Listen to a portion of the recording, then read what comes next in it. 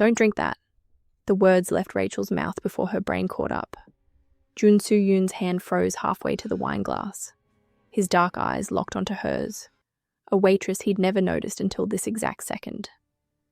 Excuse me? She watched his fingers tighten on the stem, watched the violet shimmer in the Bordeaux catch the candlelight, watched Anthony Adams's face drain of color across the table. 3 years of being invisible. 3 years of keeping her head down, her mouth shut, her daughter safe. Gone in 2 words. I said. Rachel's hand shot out, crashing into the table with enough force to send the glass flying. Wine exploded across Jun Su's $5,000 suit, across the white tablecloth, across the merger documents worth 8 figures. The entire private dining room went silent. Jun Su stood slowly. Wine dripped from his collar. His jaw was tight, his voice deadly calm. What did you just do? Rachel met his eyes and saw it, the flash of recognition. He knew. He knew this wasn't an accident. I just saved your life, she whispered, and now you're going to kill me for it. Welcome, my wild hearts and truth chasers. If you've been riding with me, you know we don't do happy endings that come easy here. We do love that costs everything. Your name, your family, your empire. We do the kind of passion that turns safety into a memory and comfort into a lie you can't afford. And if you're new, buckle up because you're about to witness what happens when a fugitive chemist saves a dying Mafia boss from poisoning and exposes herself as the woman his organization has been hunting for 3 years. He thinks she's a spy. She thinks she's about to lose her daughter. Neither of them knows this is the beginning of 48 hours that will destroy them both. This isn't just a forbidden romance. It's a countdown to an impossible choice. Hit that like button like you're choosing truth over safety. Subscribe because some love stories don't ask permission. They take hostages. And smash that notification bell because in this world, the people you save become the ones who own you. 6 hours earlier, Rachel Benjamin had pushed through the kitchen doors of the Gilded Lily, carrying a tray of Kumamoto oysters, her feet aching in regulation black Oxfords. The converted railroad baron's mansion on East Wacker Drive hummed with money and power, the kind that turned Chicago's November rain into background noise you didn't have to think about. At 29, Rachel had perfected the art of disappearing. Black vest buttoned tight, hair pulled into a bun that erased personality, eyes down, mouth shut. She moved through the dining room like smoke, present when needed, invisible when not. 3 years of this. 3 years of carrying plates to men who discussed millions while she calculated whether she could afford her daughter's field trip fee. But survival required compartmentalizing pain. Being a single mother working under a stolen identity required it even more.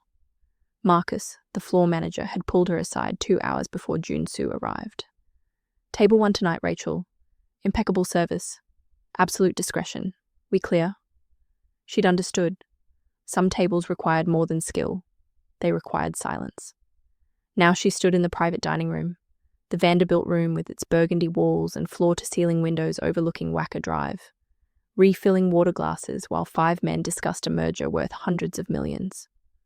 Jun Su Yun sat at the table's head, back to the wall.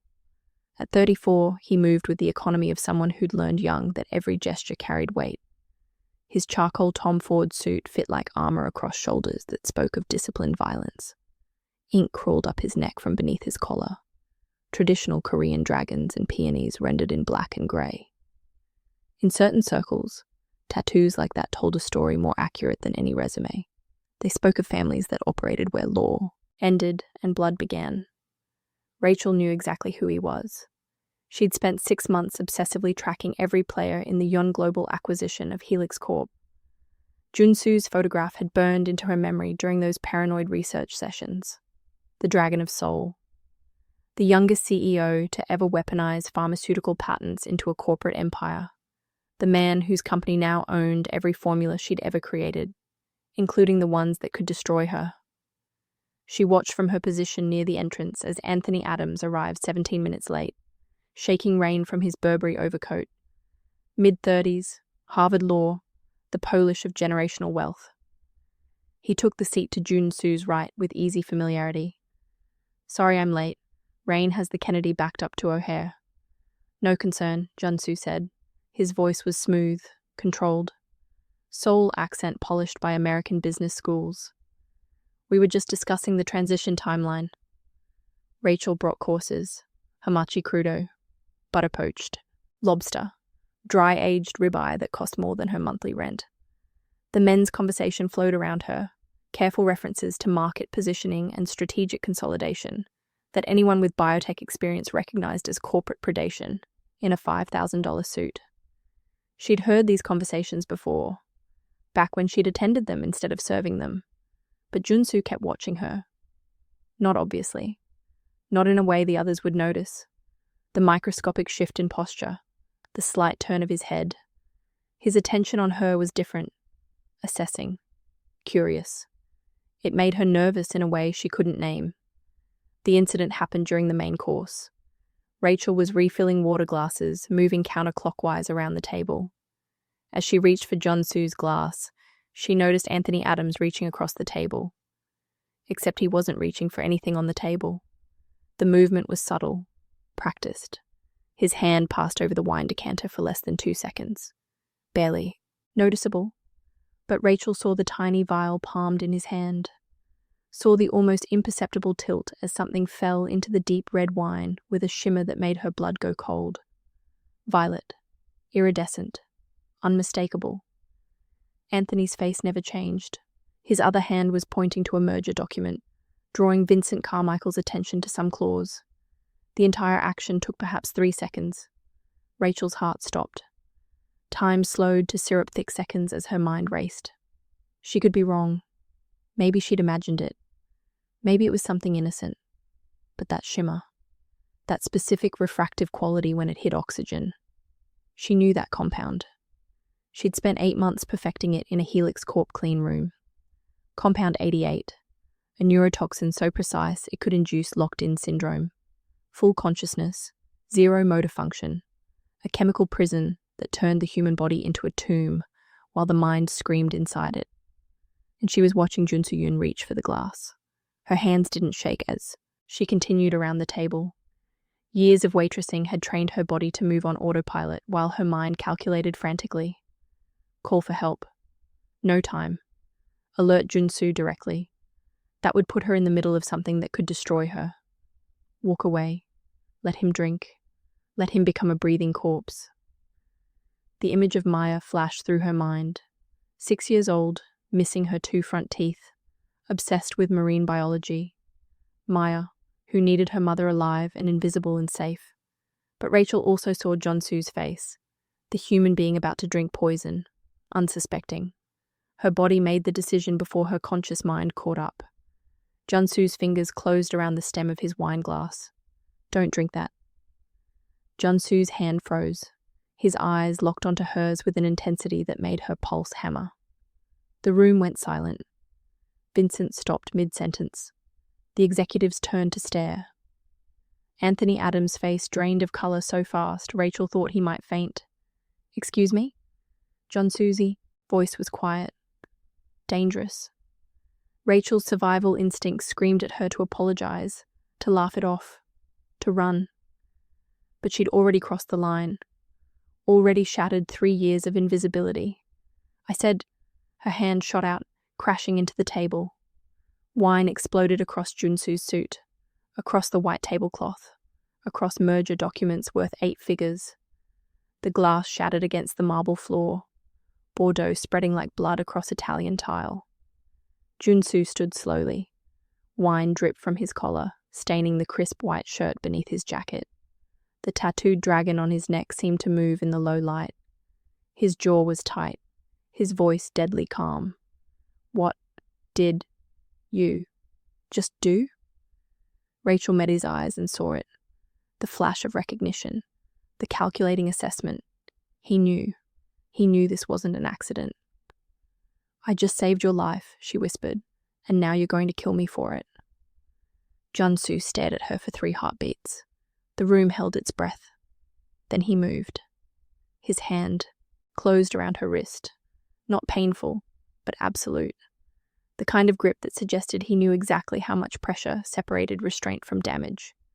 "Gentlemen," Jun Su said without looking away from Rachel, "we'll reschedule. Something's come up." "Jun Su," Vincent started. "I said we'll reschedule." The steel in his voice silenced any protest. Jun Su pulled Rachel toward the door, not dragging, but not giving her a choice either. Marcus appeared in the hallway, eyes wide with panic. "Mr. Yun, is there a prob? She's coming with me. Any objections?" Marcus's mouth opened, closed. He stepped aside. The kitchen staff parted like water as Jun Su walked Rachel through. No one made eye contact. No one asked questions. They'd all seen the ink on his neck, had all heard the stories about men who bore those particular marks. The November rain hit them the moment they stepped into the alley. Cold and punishing, it soaked through Rachel's vest in seconds. Jun Su didn't seem to notice. He walked with purpose toward a black Mercedes SUV idling at the alley's mouth, its windows tinted dark enough to be illegal. The rear door opened before they reached it, not by Jun Su's hand, but by someone inside, someone watching. Rachel's survival instincts screamed. Getting in that car meant crossing from public into private, from witnessed into disappeared. She dug her heels into the wet pavement, water pooling around her cheap shoes. Jun Su stopped, turned, looked at her with those dark, assessing eyes.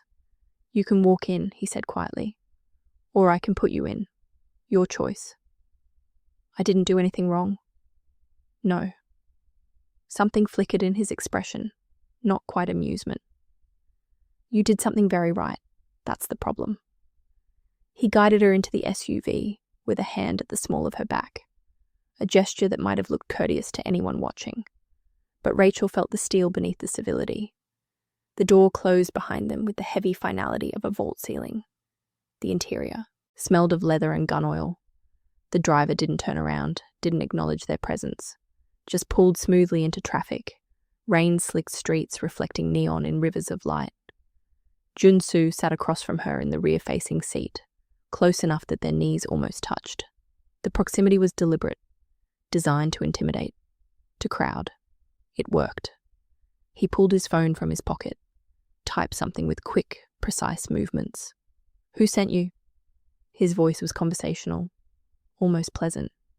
That made it more terrifying. "No one sent me. I work there. I'm a waitress." "You're a liar." He said it without heat, stating fact. Waitresses don't recognize military-grade neurotoxins by sight. They don't calculate dosage ratios in 3 seconds. They don't commit deliberate sabotage with that kind of precision. He leaned forward, elbows on his knees. "So let's try again. Who sent you, and what do they want?"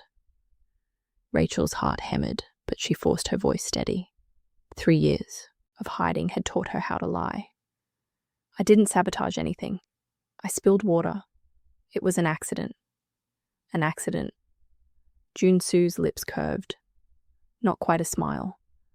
"You crashed into a table with enough force to knock over a glass, but not enough to disturb a single document. You aimed the spill to contaminate my wine specifically, not the decanter, not the water pitcher, not any of the other glasses." He tilted his head. "That's not clumsiness. That's training." Damn. He'd seen everything, catalogued every detail while she'd thought him distracted. "I saw him," Rachel said, changing tactics. "The truth, or part of it. Your general counsel. I saw him put something in your wine." Jun Su went very still, the kind of stillness that predators achieve before striking. "What did you see?" "A vial. Small." He palmed it, tipped powder into the decanter while everyone was distracted. It had a shimmer to it. Violet. Iridescent. She met his eyes. "That's not normal. That's engineered." "And you know this how?" The question hung between them, sharp as a blade. Rachel weighed her options. Lie and he'd see through it. Tell the truth and she'd expose herself to the man whose company had been hunting her for 3 years. "I used to work in pharmaceutical research. Before. I recognized the refractive properties. That compound is a paralytic. Specifically, it induces locked-in syndrome. Full consciousness, zero motor function. You drink that, You become a prisoner in your own body. Jun Su stared at her for 3 heartbeats. Then he laughed. The sound was dark, humorless. Impressive, he said. You identified compound 88 from a 3-second glimpse in low light. Most toxicologists would need a spectrometer. He tilted his head. You want to know something funny? I saw it too. Rachel's stomach dropped. I've known Anthony was compromised for 6 weeks. I've been taking microdoses of the antidote to build immunity. Tonight was supposed to be the endgame. I drink the poisoned wine. I feign paralysis. I see who he calls. Then I destroy them. Jun Su's voice went soft, deadly. But you ruined it. You spilled my wine, destroyed the evidence, and alerted Anthony that I know. 3 months of planning.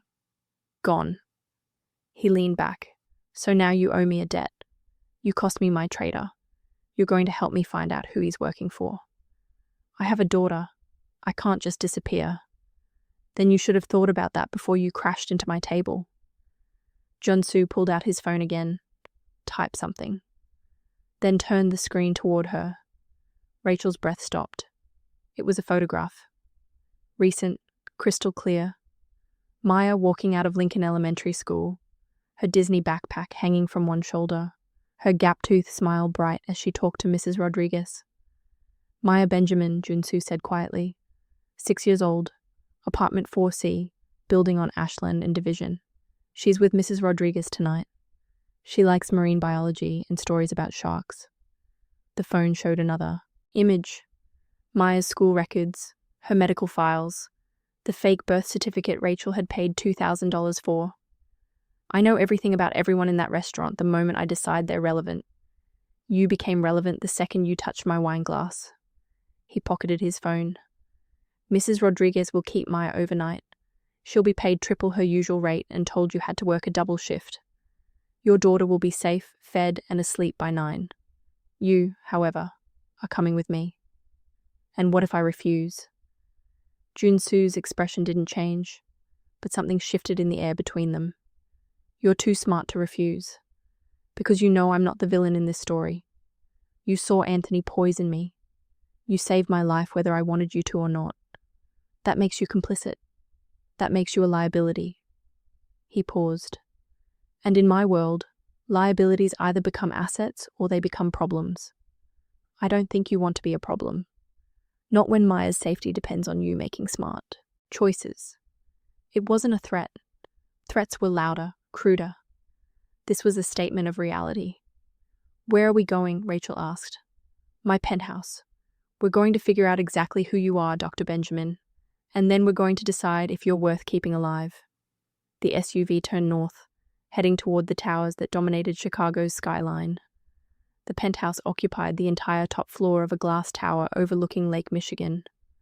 Jun Su's security escorted them through a private elevator that required both biometric scan and key code. The doors opened directly into his space. No hallway. No buffer. Rachel stepped into a world of cold luxury. Floor-to-ceiling windows showcased the storm raging over the lake, lightning forking across black water. The interior was all clean lines and brutal minimalism. White marble floors, black furniture, art that looked expensive and deliberately uncomfortable. No photographs, no personal touches. A fortress designed by someone who trusted nothing and no one. Wait here. Jun Su disappeared into an adjoining room, leaving Rachel alone with a security guard who stood by the elevator like a statue. Young, Korean, with the ramrod posture of military training and ink on his hands that matched Jun Su's world. Rachel's wet shoes squelched on the marble. Her shirt clung to her skin, translucent now, her black bra visible beneath the white fabric. She crossed her arms over her chest, shivering less from cold than from the reality of her situation. She'd walked into a trap baited with her own good intentions. Jun Su returned wearing different clothes, black jeans, a charcoal sweater that emphasized the breadth of his shoulders. The tattoos on his neck were fully visible now, dragons and peonies and flames that wrapped around his throat like a collar, disappearing beneath the sweater but visible at his wrists. Each mark told a story she couldn't read but understood instinctively. This was a man who'd sworn oaths that couldn't be broken. He tossed her a towel and a bundle of fabric. "Bathroom's there. Change.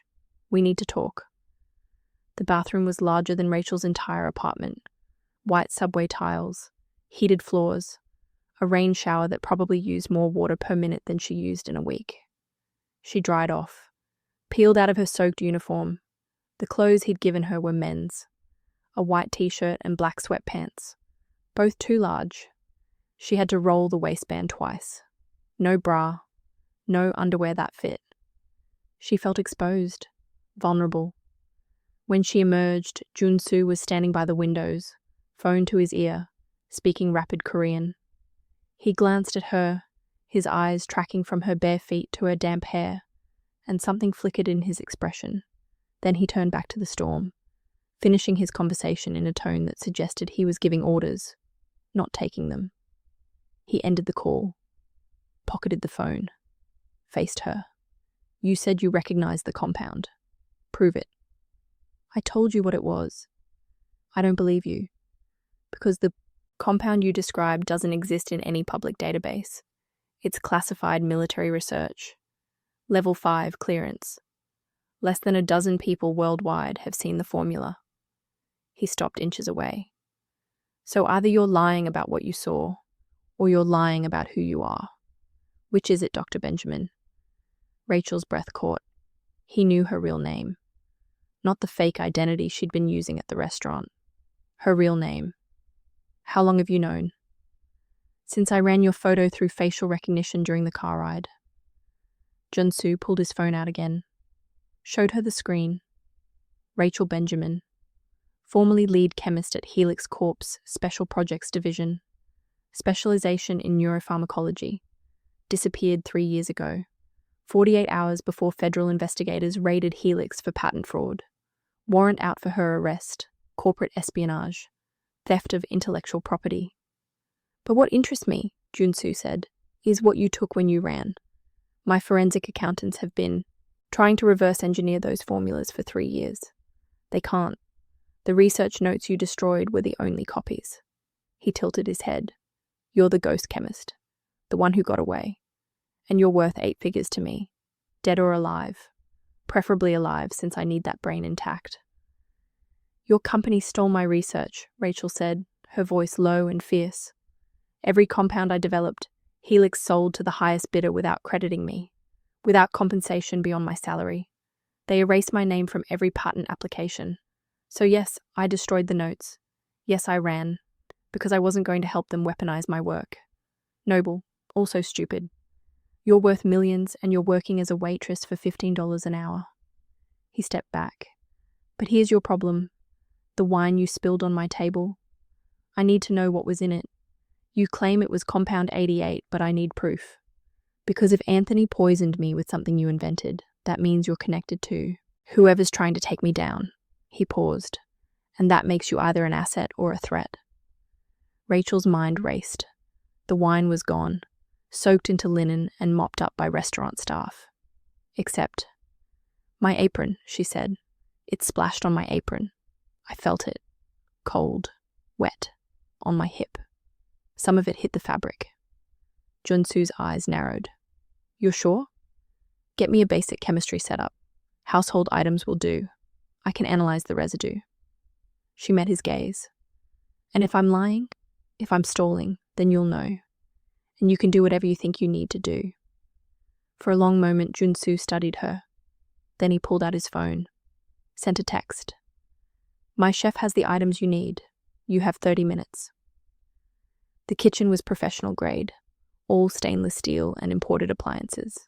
The chef, a petite woman with silver-streaked hair, had already laid out the basics: bleach, vinegar, baking soda, hydrogen peroxide, food coloring, pH strips, small glass containers. She left without a word when Jun Su dismissed her. Rachel stood at the marble counter, staring at her wine-stained apron. Her hands trembled slightly as she cut a section of the fabric, dropped it into a glass dish. She could feel Jun Su watching her from across the island, his focus absolute. The tattoos on his wrist shifted when he folded his arms. More dragons. their bodies coiling up toward his elbows. In traditional Korean families, the placement of ink carried meaning. Hands marked soldiers, arms marked enforcers, neck and face marked leadership. Jun Su wore all three. She worked in silence, muscle memory taking over. Mix the reagents, control the variables, observe the reactions. The compound she'd invented 3 years ago had a specific chemical signature when exposed to oxidizing agents. If it was present, the solution would turn a particular shade of blue, cobalt blue. She added the final reagent, waited. The solution turned green. Rachel stared at it, her stomach dropping. That's impossible. What's impossible? Jun Su's voice came from directly behind her. He'd moved silently, his chest nearly touching her back as he looked over her shoulder. It's not compound 88. It's... She ran the test again, triple checking. Same result. Green, not blue. It's not a paralytic. It's a genetic marker. Bioluminescent tagging compound. Military grade. She turned to face him, suddenly aware of how close he was. Anthony wasn't trying to paralyze you. He was marking you. For tracking. Satellite imaging, probably. This compound binds to DNA, makes your cells light up under specific wavelengths. Someone could track you anywhere in the world. Jun Su's jaw tightened. Someone's not trying to kill you, Rachel continued. They're trying to take you. Who has access to genetic markers? Government agencies, black ops divisions, people who make problems disappear quietly. She paused. You said you knew Anthony was compromised. You didn't say by whom. I thought corporate espionage, rival company, trying to steal the Helix merger. His eyes held hers. But this isn't corporate. This is something else. He was still standing too close, his presence overwhelming in the confined space. How did you recognize it so fast? He asked. The difference between a paralytic and a marker? Most chemists would need days of analysis. This was the moment. Lie and maintain her cover, or tell the truth and expose herself completely. Because I invented them both, Rachel said quietly. Compound 88 and the genetic marker. They were part of the same research project at Helix. Neural mapping and targeted tracking. I developed them simultaneously. She held his gaze. I know the chemical signature of every compound I've ever created. I'm not just the ghost chemist you've been looking for, Jun Su. I'm the scientist who built half the biological weapons your company is trying to reverse engineer, including the one that just got slipped into your wine. The silence stretched between them, charged and dangerous. Then Jun Su smiled. It was a terrible thing. Beautiful and predatory. Well, he said softly, this just got interesting. Jun Su made 3 phone calls in rapid succession, Korean sharp and commanding. Rachel understood enough to catch the key words. Anthony Adams. Immediate location. Containment, not elimination. When he finished, he looked at her. Anthony's running. He left the restaurant 10 minutes after we did. Credit card shows a charge at a gas station near O'Hare. He's trying to flee the country. You can track his credit cards? I can track everything. He moved to a laptop on the coffee table. Opened it. The screen displayed a map of Chicago, with various dots pulsing in red. My people are already moving to intercept, but I need you with me. Why? Because you understand the science. If Anthony tagged me, he's working for someone who needs me alive and traceable. That's either government or something worse. He looked at her. I need to know which. Rachel's phone buzzed. The cheap burner she used for emergencies. A text from Mrs. Rodriguez. Maya asleep. All good. Weird though. Someone paid me extra. She looked up to find Jun Su watching her. I keep my promises, he said. Your daughter is safe, but you're staying with me until this is resolved. I never agreed to that. You agreed the moment you spilled my wine. His voice was gentle, which somehow made it worse. You're involved now, Rachel, whether you want to be or not. They took a different car, a black Audi sedan with tinted windows and a driver who looked former military. The rain had lessened to a drizzle, the city streets reflecting streetlights in wavering ribbons of gold. Jun Su sat beside her in the back, his thigh pressed against hers in the confined space. He was typing on his phone, coordinating with the efficiency of someone accustomed to command. "How many people work for you?" Rachel asked. "Enough." He didn't look up. Yun Global employs 14,000 people, across 6 countries. But my personal security network, that's smaller, more selective. More illegal, you mean? Now he looked at her, one eyebrow raised. "I operate in grey areas. My father taught me that the law is a framework for people who can't afford to write their own rules." His eyes held hers. "Does that bother you?" "Yes." "Good. You should be bothered. You should be terrified." He leaned closer. "You're in a car with a man who could make you disappear and no one would ask questions. Your survival instinct should be screaming." "It is." "Then why aren't you fighting?" "Because fighting won't save me," Rachel thought. "Because men like you don't respond to resistance. You respond to value." "Because I need you to find out who's using my research to hunt you," she said aloud. "That makes us temporarily aligned." Jun Su smiled, a genuine expression that transformed his face. "Smart? I like smart." They found Anthony Adams in a parking garage near O'Hare's International Terminal. Jun Su's people had boxed him in. 3 cars, 6 men, all dressed in dark suits that screamed private security, all bearing the same subtle tattoos on their hands and necks that marked them as part of Jun Su's world. Anthony stood beside his Mercedes, hands visible, face pale beneath the fluorescent lights. Jun Su exited the Audi with lethal grace. Rachel followed a step behind. The garage smelled of motor oil and exhaust. Every sound echoed against concrete. "Anthony?" Jun Su's voice carried across the space, conversational. "Going somewhere?" Anthony swallowed hard. "Jun Su, listen. I can explain." "Explain how you poisoned me? Explain how you've been selling intelligence to my enemies?" Jun Su stopped 10 feet away, hands in his pockets. Relaxed. Dangerous. "I'm listening." "It's not what you think."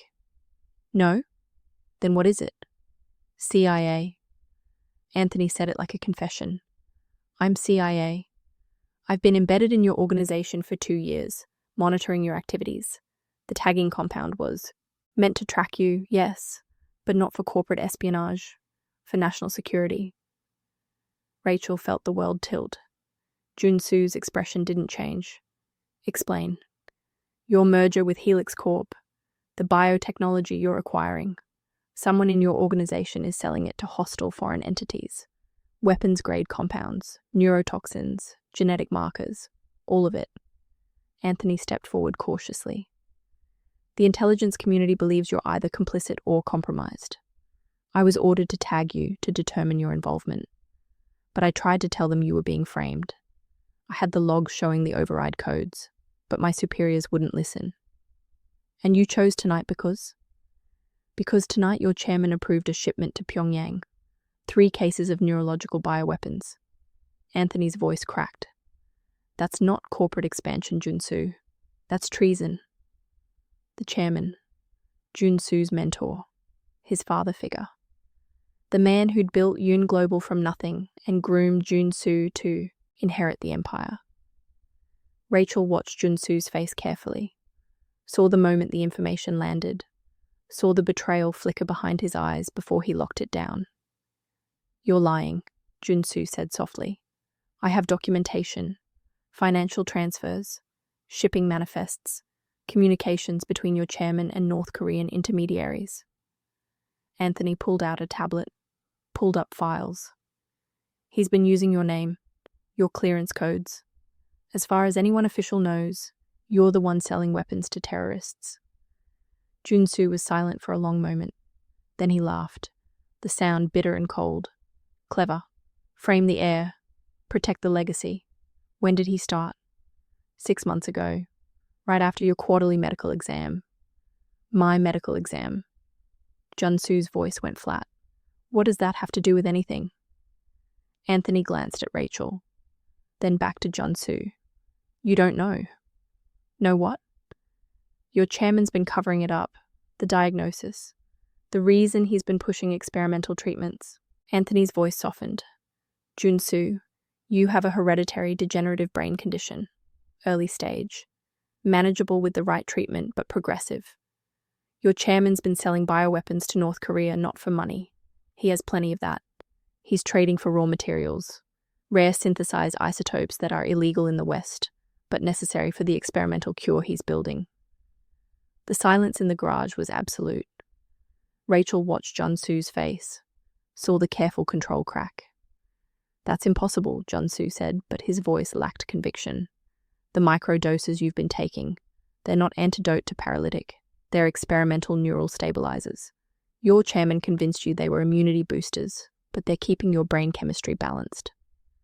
Anthony's eyes held sympathy. Without them, you'd start showing symptoms within weeks. Memory loss, motor control issues. Eventually, total cognitive collapse. Jun Su's hand went to his pocket, where he kept his pill case. Rachel had seen him take one in the car, a small gesture she'd dismissed as habit. How long?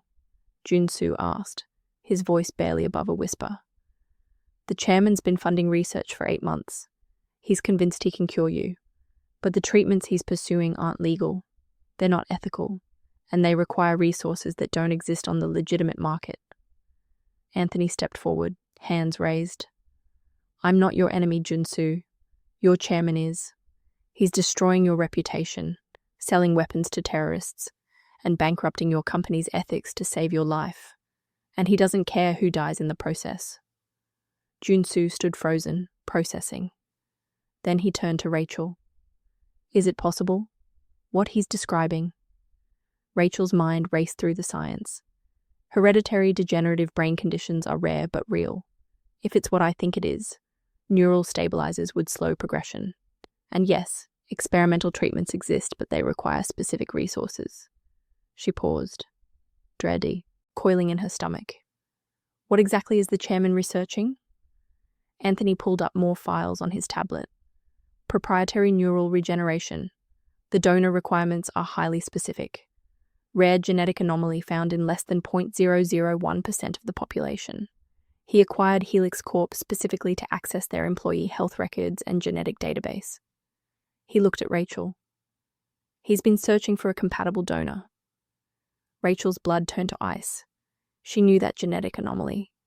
She'd been tested for it during her employment screening at Helix. She'd been negative, but Maya hadn't been tested. What's the anomaly? Rachel asked, her voice steady despite the terror clawing at her throat. Anthony read from the screen. Variant C, CR5, Delta 32, with secondary APOE, Epsilon 4 mutation. The combination makes the donor's neural tissue resistant to degenerative conditions and allows their cells to be harvested for transplant without rejection. Rachel finished the thought. The donor has to be a child. Adult cells don't work. How do you know that? Because I helped develop the protocol. Years ago, before I understood what Helix was planning to use it for.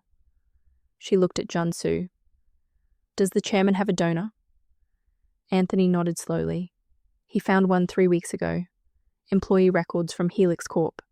Former employee, actually. He looked at Rachel. Dr. Rachel Benjamin, your daughter. The world tilted. Rachel's daughter. Maya, with her missing teeth and her love of sharks and her bright, beautiful brain. Maya, who carried a genetic gift that made her worth more than money. Where is she? Rachel's voice was calm, empty, the calm before violence. Jun Su grabbed her arm. Your neighbor's apartment. You said she was safe. The chairman's team deployed 20 minutes ago, Anthony said. I tried to warn you, but you weren't answering your phone. They're extracting the child now. Rachel ran. Jun Su caught her before she reached the garage exit, his grip, iron on her wrist. Wait. You can't just... Let me go. Rachel's voice was lethal, stripped of everything except maternal rage. Let me go or I'll hurt you. You'll get yourself killed. The chairman's security is professional. You run in there alone, you die. And then, who saves your daughter? I don't care. Yes, you do. He gave her a small shake, forcing her to focus. You care, because if you die, Maya has no one. So you're going to breathe and think and let me help you. Rachel stared at him, chest heaving. Saw something in his eyes that looked almost like understanding. Why would you help me? Because the chairman betrayed me. Because he's using my company to traffic weapons. Because apparently I'm dying and he didn't tell me. Jun Su's jaw tightened. And because he's going after a child. Your child. That crosses a line even I won't cross. Anthony approached cautiously. The extraction team is at the apartment now. If we move fast, we can intercept them before they get her to the airport. But we need to go now. Jun Su released Rachel, already moving toward the Audi. Where are they taking her? Private airfield in Gary, Indiana. 40 minutes from here. We can make it in 20. Jun Su opened the car door. Looked back at Rachel. Get in. We're ending this tonight. The drive was a nightmare of speed and silence. Jun Su made calls, repositioning his security, coordinating with Anthony's CIA contacts. Rachel sat frozen in the back seat, her mind racing through scenarios. All of them ended with Maya afraid, alone, being taken by strangers who saw her as raw material. She thought about the protocol she'd helped develop, the neural harvesting process. It wasn't fatal. Technically. They'd take spinal fluid, bone marrow samples, a small portion of neural stem cells from the brainstem. The donor would survive, but the procedure was invasive, painful, traumatic, and Maya was 6 years old. Tell me about the chairman, Rachel said, her voice distant. Junai. Sue glanced at her. What do you want to know? Why he'd do this? Why he'd risk everything? Because he loves me. Jun Su said it simply. He raised me after my parents died, taught me everything I know about business, about survival. He built Yun Global, and he built me. He paused. To him, I'm not just his protege. I'm his son, his legacy. And he'd sacrifice a child to save you. Apparently, bitterness laced his voice. I always knew he was ruthless. I didn't know he was a monster. There's a difference. Jun Su looked at her for a long moment. I think you know the difference. You saved my life tonight. You didn't have to. You could have walked away, but you didn't. He turned back to the road. That's the difference between ruthless and monstrous. Ruthless protects what's theirs. Monstrous doesn't care what it destroys. They arrived at the private airfield in Gary. Chain link fencing, concrete tarmac. A handful of hangars that looked abandoned in the dark. Jun Su's people were already there. Black SUVs positioned at strategic points. Men with earpieces and tattoos that marked them as soldiers in Jun Su's army. Hangar 7, Anthony said, pointing. Heat signatures show 4 people inside. 1 child-sized. Armed? Jun Su's voice was calm, focused. Assume yes, but they're corporate security, not military. They won't shoot unless cornered. Good. Jun Su adjusted his approach, because I'm about to corner them. They moved fast. Rachel right behind Jun Su, her heart hammering so hard she thought it might break through her ribs. The hangar door was steel. Locked. Jun Su pulled out his phone. Typed something. The lock clicked open. Override codes, he explained. I own this airfield. Inside, the space was cavernous and cold. A private jet sat on the concrete. Stairs deployed, engines warming up. 4 men in dark suits stood near the aircraft, and between them, held by the hand, was Maya. She looked so small, so scared. Her Disney backpack hung from one shoulder. Her favorite stuffed shark clutched to her chest. When she saw Rachel, her face crumpled. Mama. Rachel ran. She didn't think, didn't calculate. She just ran, closing the distance with every ounce of speed she had.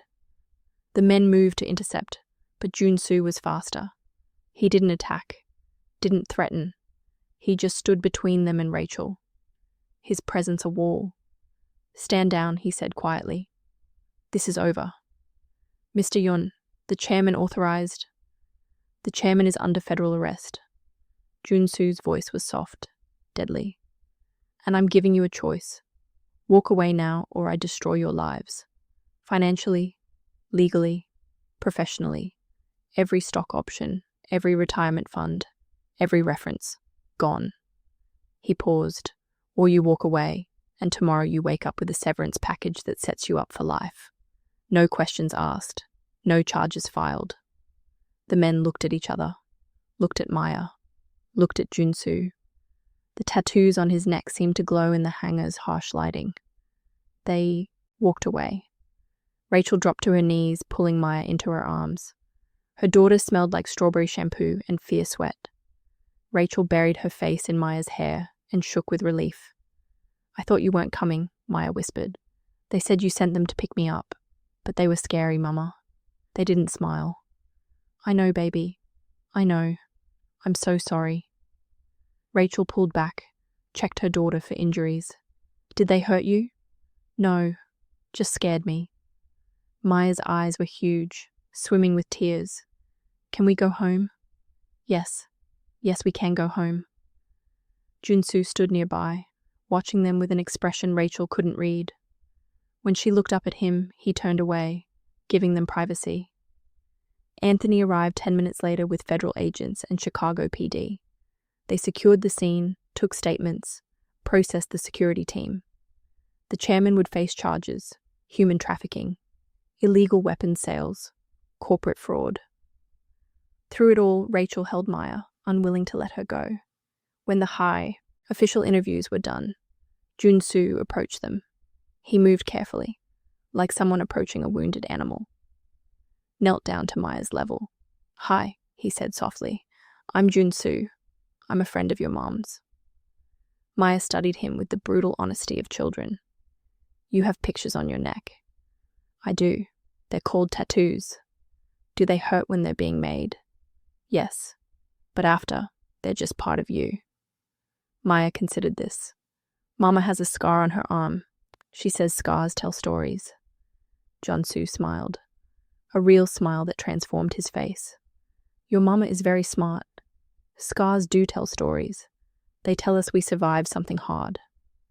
Maya considered this. Then she offered him her stuffed shark. This is Bruce. He protects me from bad dreams. Bruce is very fierce, Jun Su said seriously, accepting the shark. Will he protect me too? Maybe, if you're nice to my mama. Jun Su's eyes met Rachel's over Maya's head. I'll try to be. They drove back to Chicago in one of the federal vehicles. Maya asleep in the back seat, her head on Rachel's lap. Jun Su sat up front, silent, staring out at the pre-dawn darkness. What happens now? Rachel asked quietly. Now? Damage control, congressional hearings, probable criminal investigation into my involvement. Jun Su's voice was tired. I'll probably lose the company. Definitely lose the merger. Everything I've built. I'm sorry. Don't be. You didn't cause this, I did. By trusting the wrong person. By not asking questions when I should have. He paused. And by being worth saving, apparently. At least in the chairman's eyes. Are you? Rachel asked. Dying?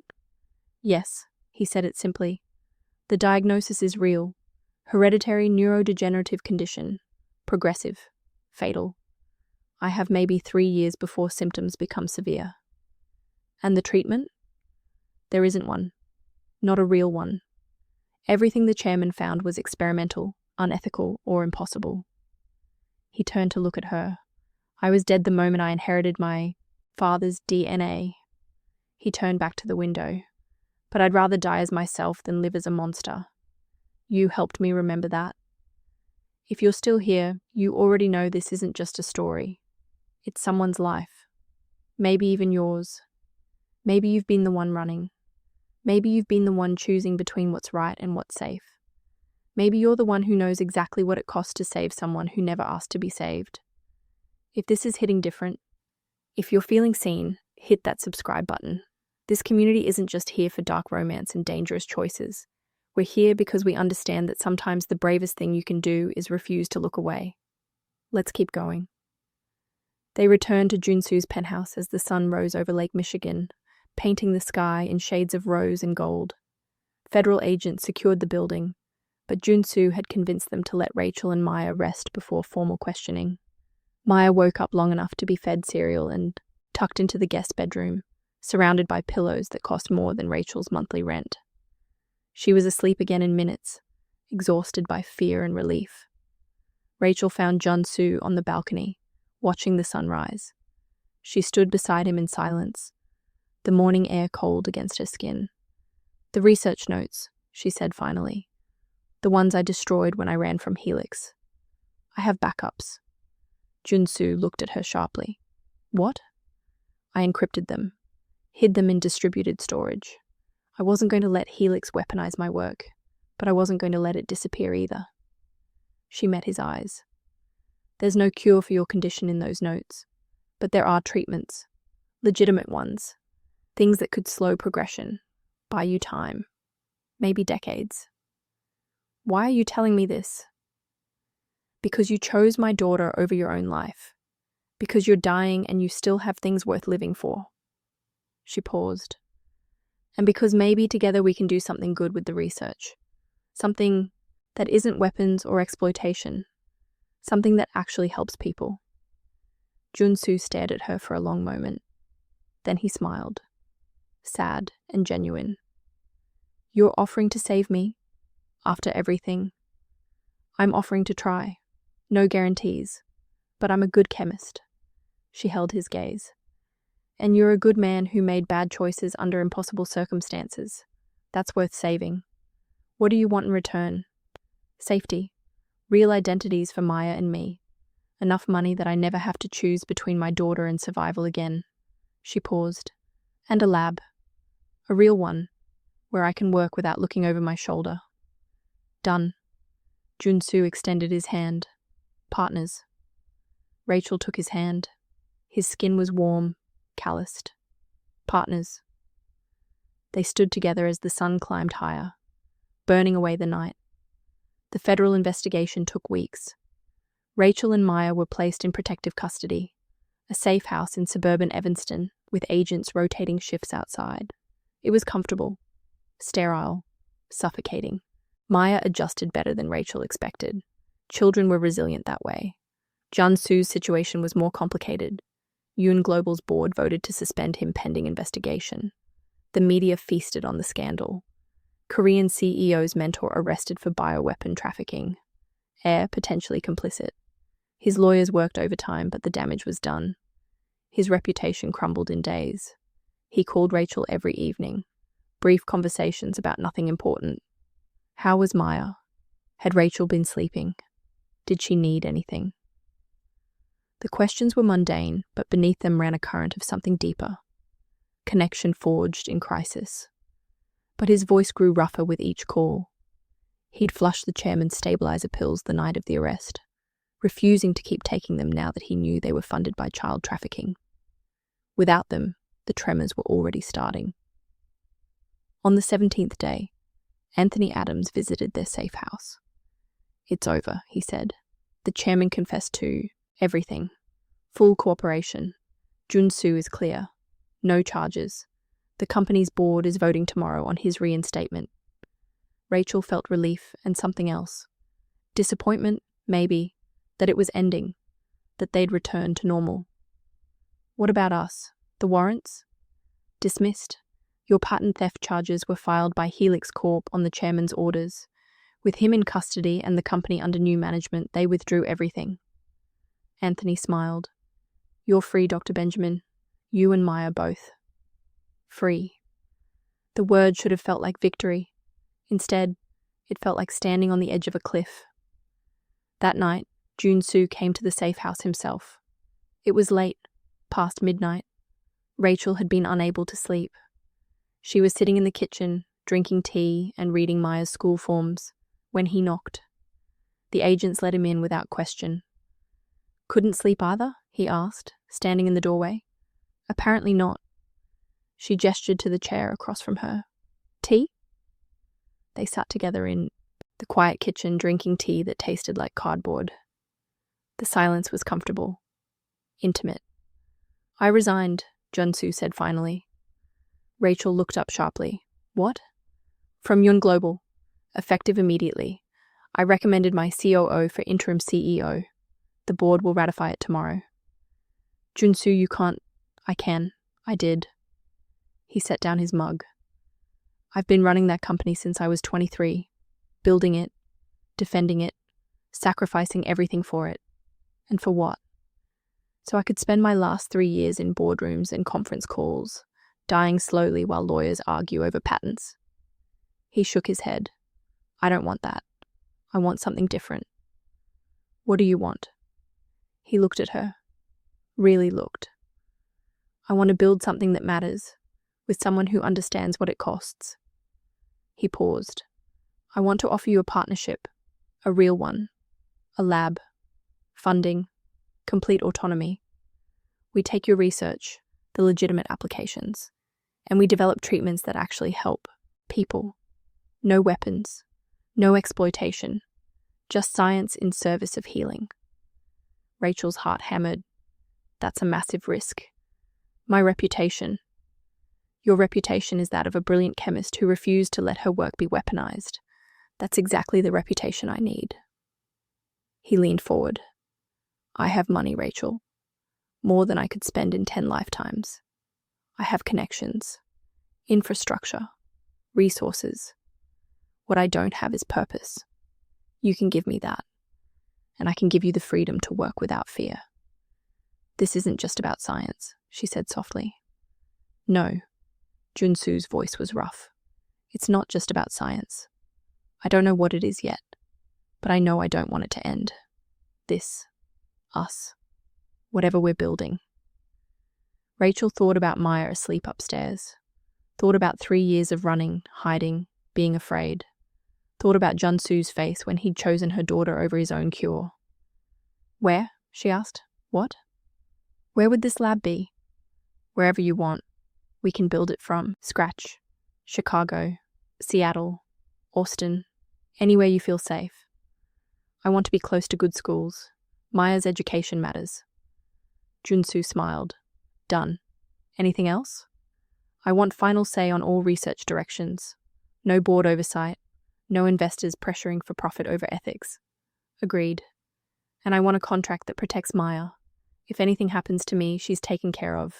College fund, trust fund, everything. Already drawn up.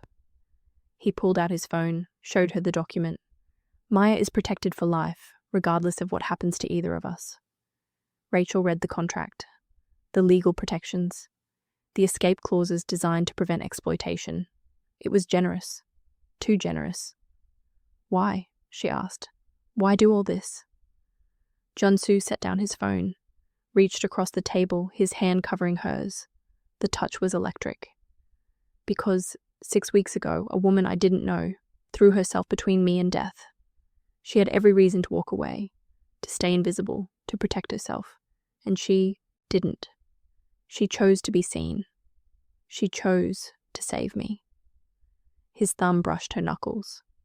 I'm dying, Rachel. I have 3 years, maybe less. I don't want to spend them alone. I don't want to spend them building empires I'll never see completed. I want to spend them with someone who understands what it means to risk everything for something that matters. I'm not going to watch you die and then move on, Rachel said, her voice breaking. I'm going to try to save you. I'm going to throw every ounce of my knowledge at your condition until I find something that works or I run out of time. That's what you're signing up for. I know. Jun Su's smile was sad. Beautiful. That's exactly what I'm signing up for. They sat there, hands linked across the cheap kitchen table. The future uncertain and terrifying, and somehow full of possibility. Then Jun Su's phone buzzed. He glanced at it, and his expression changed. We need to go. Now. What? Why? The chairman escaped federal custody 20 minutes ago. They think he's coming here. The world tilted. How? His lawyers got him transferred to a minimum security medical facility for his heart condition. He walked out during shift change. Jun Su was already moving, pulling her toward the stairs. We need to get Maya and leave. The agents converged as Rachel ran to the bedroom. Maya was asleep, curled around her stuffed shark. Rachel scooped her up. Maya woke, confused, afraid. Mama, we're going on an adventure, baby. Right now. Don't be scared. Jun Su was coordinating with the agents, his voice sharp. Extraction point is Grant Park. We have a helicopter waiting. The power cut. The house went dark. Emergency lights flickering on after a 2-second delay. In that moment of blindness, Rachel heard it. The whine of electronics dying. The click of magnetic locks disengaging. Smart, Jun Su muttered grimly. He cut the grid. The safety protocols forced the mag locks to release. He just walked right in. They moved. Toward the garage, but the door wouldn't open. They were trapped. Jun Su pulled Rachel and Maya into the interior bathroom, the most defensible position. The agents took up positions outside, weapons drawn. How long until backup? Rachel asked. 10 minutes. He only needs 5. They waited in the dark, Maya pressed between them, silent and shaking. Rachel could hear Jun Su's heartbeat, fast and steady. I'm sorry, he whispered. This is my fault. He's coming for me. No, he's coming for all of us. For his legacy. Rachel held Maya tighter, but he's not getting it. The bathroom door exploded inward, not with force, but with gas. White chemical fog that stung eyes and throat. Jun Su shoved a wet towel at Rachel. Cover Maya's face. Don't breathe it. They stumbled out into the hallway, blind, choking. The chairman was there, silhouetted against the emergency lighting. He looked ancient, broken, and absolutely determined. Jun Su, he said, his voice cracking. I can still save you. Come with me. Let me finish what I started. You started trafficking children. Jun Su's voice was raw from the gas. You started destroying everything I built. I started trying to save your life. The chairman moved closer. You're dying. You're dying and you're too proud to accept help. But I won't let you die. I won't. Then you'll have to shoot me, because I'm not going with you.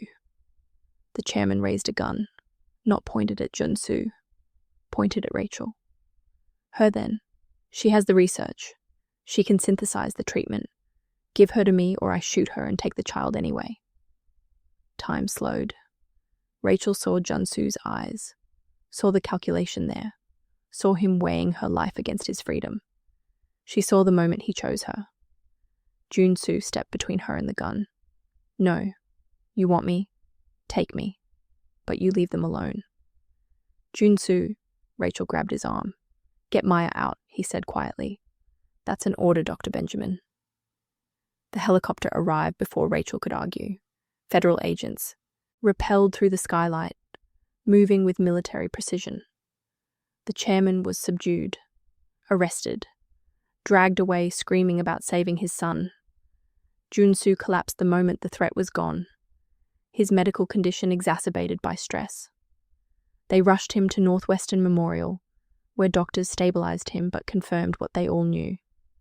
The degenerative condition was accelerating. He had less time than anyone thought. Rachel stood by his hospital bed, Maya asleep in the chair beside her, and made a decision. I'm taking you somewhere safe, she said when Jun Su woke. Somewhere the chairman can't reach, where I can work without interruption, and I'm not taking no for an answer. Jun Su smiled weakly. Where? My safe house. The one I built 3 years ago when I ran. The one no one knows about. You'd trust me with that? Yes. Rachel took his hand. I'd trust you with everything. The safe house was a converted lighthouse on the Michigan coast, 3 hours north of Chicago. Rachel had bought it under a shell company years ago, sinking the last of her legitimate savings into it before she ran. The structure was stone and steel, built to withstand Great Lakes storms, isolated enough that neighbors were measured in miles. Jun Su was stable but weak when they arrived, Maya chattering nervously in the back seat about the ocean and sharks and whether lighthouses had ghosts. Federal agents had escorted them to the property line, then withdrawn. The chairman was back in maximum security. They were safe. For now. The interior of the lighthouse was sparse, furniture covered in sheets, windows overlooking grey water that stretched to the horizon. Rachel had stocked it years ago with non-perishables and basic supplies. never imagining she'd return with a dying man and a terrified daughter. She settled Maya in the upstairs bedroom with her tablet and snacks. Then she returned downstairs to find Jun Su standing by the windows, his reflection ghostly in the glass. "It's beautiful," he said quietly. "Lonely, but beautiful. It was supposed to be temporary, a place to hide until I figured out my next move." Rachel stood beside him. "I never thought I'd bring someone here. I'm honored." He turned to look at her, his face drawn with exhaustion. "And I'm sorry. For all of it. For the chairman. For dragging you into my nightmare. You didn't drag me. I jumped." She met his eyes. "And I'd do it again." The words hung between them, heavy with meaning. Jun Su's hand found hers, his fingers threading through hers. "I need to set up a lab," Rachel said, not pulling away. "Analyze your blood work. Review the chairman's research. See what's salvageable. The equipment you need, already ordered." Jun Su pulled out his phone with his free hand, showed her a list. Medical-grade centrifuge, spectrometer, refrigerated storage. "Arrives tomorrow. I may be dying, but I'm still rich." "You're not dying." Rachel squeezed his hand. "Not if I have anything to say about it." They spent the evening making the lighthouse habitable. Jun Su moved slowly, his condition sapping his strength, but he insisted on helping. They uncovered furniture, aired out rooms, prepared dinner from the emergency supplies. Maya helped, her 6-year-old energy a bright spot. After Maya fell asleep, Rachel and Jun Su sat in the lighthouse's main room. A fire crackling in the stone fireplace, rain drumming against the windows in rhythms that sounded almost like music. "Tell me about your daughter's father," Jun Su said, his voice careful. Rachel was quiet for a moment. "He was a mistake. A colleague at Helix. Brilliant, charming, married. I was young and stupid and thought we had something real. When I got pregnant, he wanted me to terminate. I refused. He cut all contact." She stared into the fire. "Maya doesn't know him. She asks sometimes. But I tell her the truth. Some people aren't built to be parents, and that's okay because I'm built to be enough for both of us." "You're more than enough." Jun Su shifted closer. "She's lucky to have you. I'm the one who's lucky. She saved me. When I ran from Helix, when everything fell apart, she was my reason to keep going." Rachel looked at him. "What about you? Any children hidden away somewhere?" "No. I never wanted to bring a child into my world. Too dangerous. Too much risk." His eyes held hers. "I told myself it was practical. But maybe I was just afraid of caring about someone that much." He paused. "And now I'm dying. So it doesn't matter." But the way he said it, the way his thumb brushed over her knuckles, suggested it mattered very much. Rachel leaned into him, her head finding his shoulder. He was warm, solid, real. His arm came around her, holding her against his chest where she could hear his heartbeat. Steady, strong, alive. "I meant what I said," she whispered. "I'm going to save you. And if you can't, then I'll hold your hand while the world ends, and I won't let you be afraid." Jun Su's other hand came up, tilting her face toward his. His dark eyes searched hers, asking a question without words. Rachel answered by closing the distance, her lips finding his in a kiss that tasted like smoke and desperation and hope. It wasn't gentle. It was 3 weeks of tension, fear, and denied attraction crashing together. Jun Su's hand slid into her hair, angling her head as he deepened the kiss. Rachel's fingers found the buttons of his shirt, needing to feel skin. He broke the kiss, breathing hard. "Rachel, I'm dying. You shouldn't. Don't tell me what I should or shouldn't want." Her voice was fierce. "I want you. I want this. I want whatever time we have, even if it's measured in months instead of years. You deserve better than a dying man. I deserve to make my own choices, and I choose you." She kissed him again, softer this time. "Now shut up and take me upstairs before I change my mind." Jun Su laughed, the sound rough and genuine. He stood, pulling her up, with him, and they climbed the spiral stairs to the master bedroom. The room was small, dominated by a bed with a view of the lake. Rain streaked the windows, the storm building. They undressed each other slowly, reverently. Rachel traced the tattoos on Jun Su's chest and arms. Dragons and peonies and Korean characters she couldn't read. Each one told a story, marked a moment. The ink covered more of him than she'd realized. It wrapped around his ribs, spiraled down his spine, marked him from shoulder to wrist on both arms. His body was lean, strong, beautiful. Jun Su's hands on her were gentle, worshipful. He mapped the curves of her body with his fingers, his lips following. He paused at a scar on her shoulder, a chemical burn from her lab days. Battle scar, she whispered. Beautiful. He kissed it, then moved lower. They came together with desperate tenderness. Two people who'd survived too much to take anything for granted. The world outside disappeared. No chairman, no disease, no fear, just skin and breath and connection. Afterward, they lay tangled together, listening to the rain. Jun Su's fingers traced patterns on her shoulder, his breath warm against her neck. I love you, he said quietly. I know it's too soon. I know it's complicated, but I need you to know, before time runs out. Rachel turned to face him, her hand cupping his cheek. I love you too. And we're going to have more time. I promise.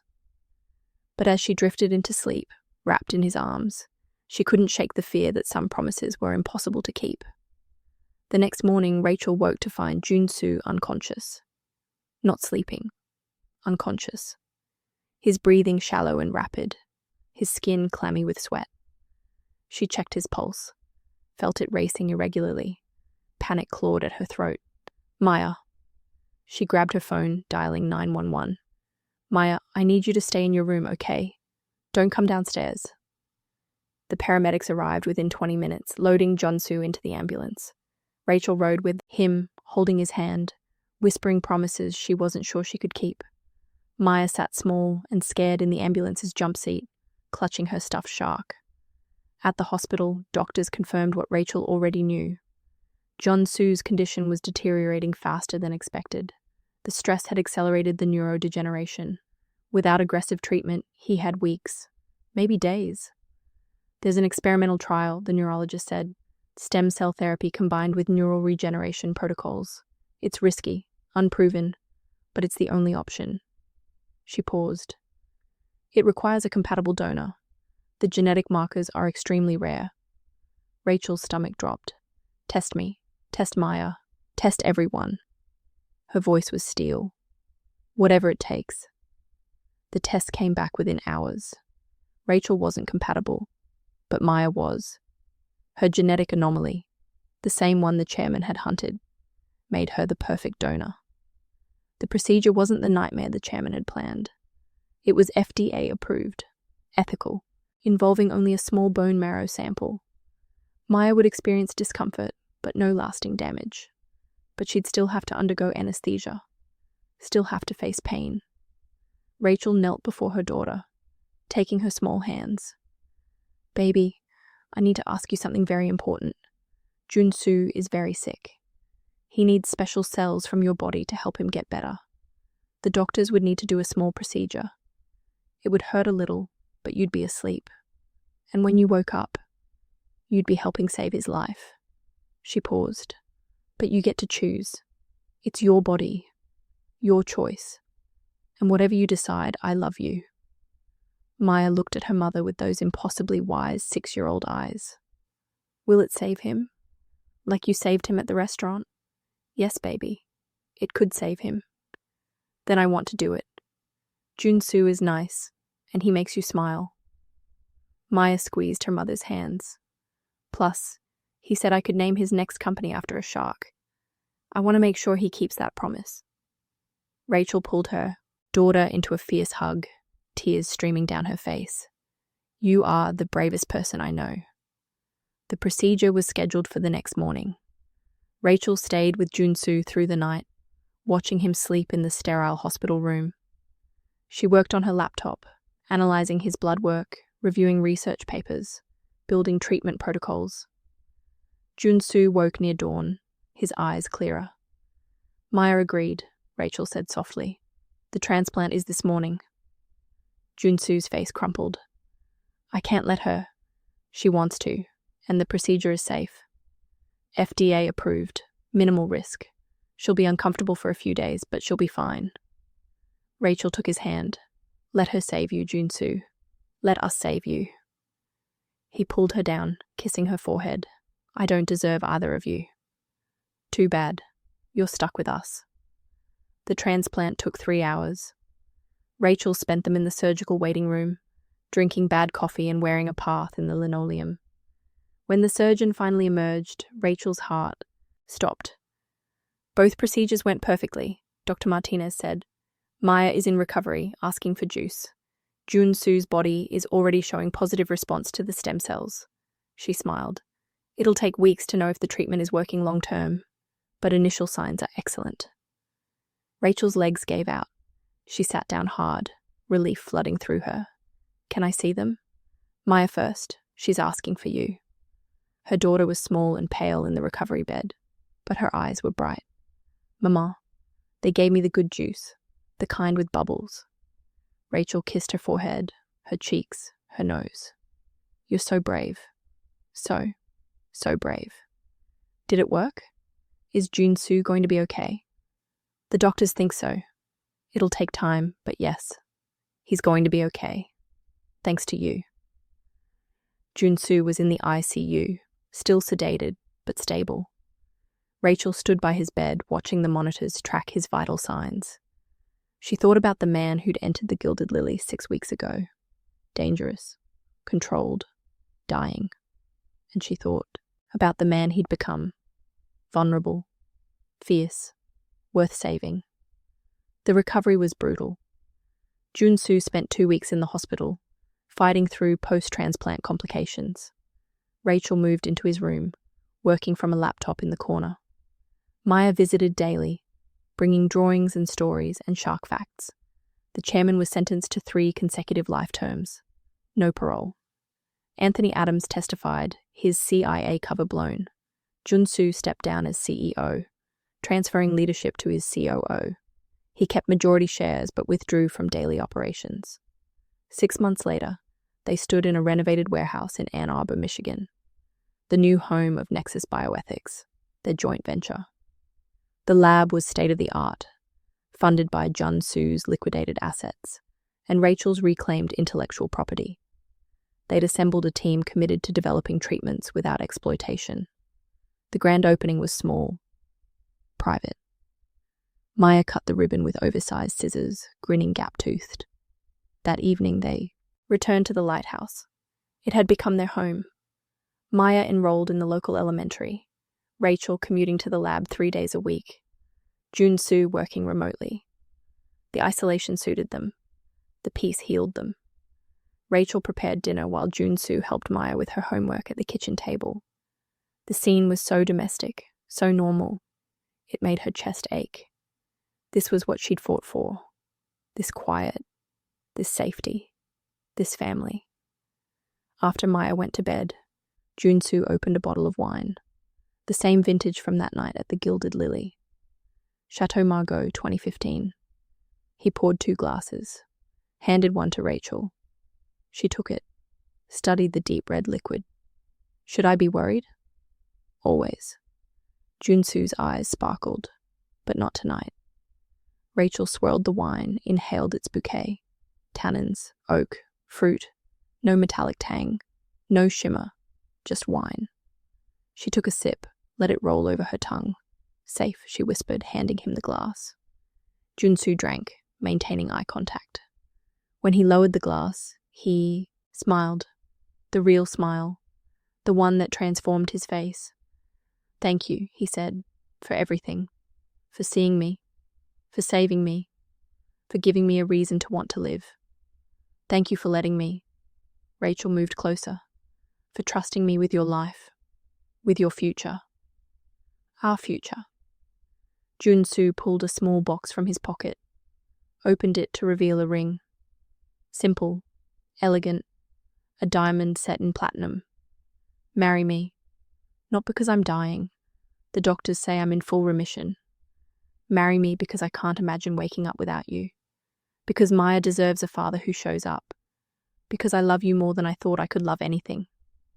Rachel stared at the ring, tears blurring her vision. She thought about the woman she'd been 6 months ago, invisible, afraid, running. And she thought about the woman she'd become, seen, brave, building something that mattered. Yes, she whispered. Yes, I'll marry you. Jun Su slid the ring onto her finger, pulled her into a kiss that tasted like wine and promises and the future they'd fought so hard to claim. Outside, the lighthouse beam swept across the dark water, guiding ships safely home. Later, they stood on the lighthouse balcony, wrapped in blankets against the November cold. The lake was calm tonight, stars reflected in its surface like scattered diamonds. Do you ever regret it? Jun Su asked. Spilling that wine, saving me, everything that came after. Rachel leaned into him, his arms solid around her shoulders.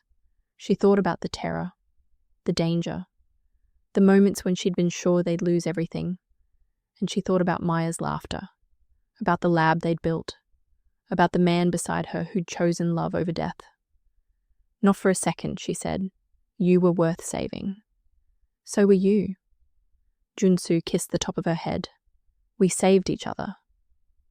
Below them, the lighthouse beam continued its eternal rotation. A warning, a promise, a light in the darkness for anyone brave enough to navigate toward it.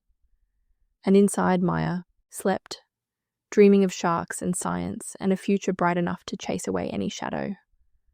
Rachel thought about the woman who'd said, "Don't drink that," in a private dining room 6 months ago. That woman had been invisible, afraid, running from a past that wanted to weaponize her brilliance. Now she stood wrapped in the arms of a man covered in tattoos that told stories of survival. A man who'd chosen her daughter over his own life. A man who looked at her like she'd hung the stars. She thought about Maya upstairs, brave enough at 6 years old to save a stranger because he makes Mama smile. She thought about the lab they'd built together, research that would heal instead of harm. Jun Su's thumb traced circles on her shoulder, the motion unconscious and comforting. What are you thinking? He asked softly. That I spilled wine on the most dangerous man in Chicago and somehow ended up here. Jun Su laughed, the sound warm and genuine. You didn't just spill wine, Rachel. You destroyed 3 months of planning, ruined an $8,000 suit, and exposed yourself to the one man who could destroy you. He turned her to face him, his hands framing her face. And you saved my life, twice. Once from poison, once from becoming the kind of man who'd sacrifice a child to cheat death. His eyes held hers in the darkness. You didn't just save me, Rachel. You made me want to be saved. She kissed him then, soft and slow, a promise that tasted like forever. When they finally pulled apart, Jun Su rested his forehead against hers. Maya asked me today if the tattoos hurt when they're being made, he said. What did you tell her? The truth. That they hurt while you're getting them. But after, they're just part of you. A reminder that you survived something hard. He pulled back slightly. You're my tattoo, Rachel. You and Maya. You're marked on my heart in ink that won't fade. And yeah, it hurt getting here. But now you're just part of me. Part of who I am. Rachel's breath caught. We're not going anywhere, she whispered. You're stuck with us.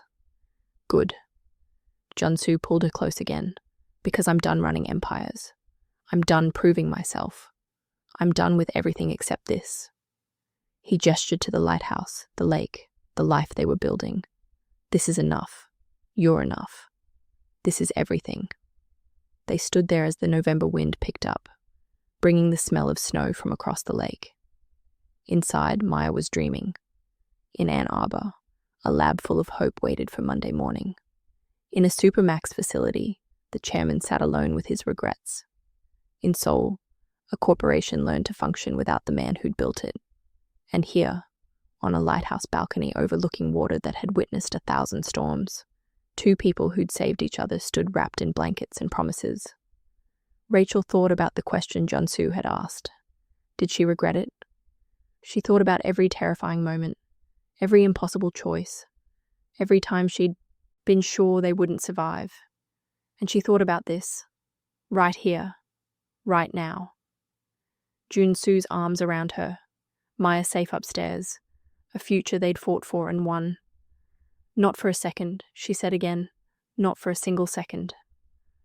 The lighthouse beam swept across the dark water one last time before they went inside, guiding lost things home, the way Rachel had guided Jun Su, the way Jun Su had guided her, the way they'd guide each other for whatever time they had left. Whether it was 3 years or 30, they'd face it together. Two ghosts who'd found each other in the dark and chosen to be seen. Two people who'd learned that sometimes the bravest thing you can do is refuse to look away. Two souls who'd discovered that love isn't about happy endings that come easy. It's about choosing each other every day, even when it costs everything, especially when it costs everything. The lighthouse door closed behind them. The beam kept turning, and somewhere in Chicago, in a restaurant kitchen, a wine-stained apron hung forgotten. The evidence of the moment everything changed. The moment Rachel Benjamin looked at a stranger and decided his life was worth destroying her invisibility. The moment Jun Su Yun looked at a waitress and saw the woman who would save him. The moment two people collided and created something neither of them expected. Not a fairy tale, not a simple love story, but something real, something earned, something worth every terrifying second it took to build. If this story found you when you needed it, if you saw yourself in Rachel's choice or Jun Su's sacrifice, if you've ever loved someone enough to risk everything, then you know this isn't just fiction. This is the truth about what it means to be brave, what it means to be seen, what it means to choose love when every logical bone in your body screams to run. Hit that like button if you felt this in your chest. Subscribe because we're building something here, a community of people who understand that the best love stories don't ask permission, they demand courage. Share this with someone who needs to hear that they're worth saving, that their love is worth fighting for, that sometimes the most dangerous thing you can do is exactly the right thing. Drop a comment telling me which moment hit you hardest. And remember, my wild hearts and truth chasers, mercy might be dangerous, but staying invisible kills you slowly. Choose to be seen. Choose to save. Choose love, even when it costs everything. I'll see you in the next story.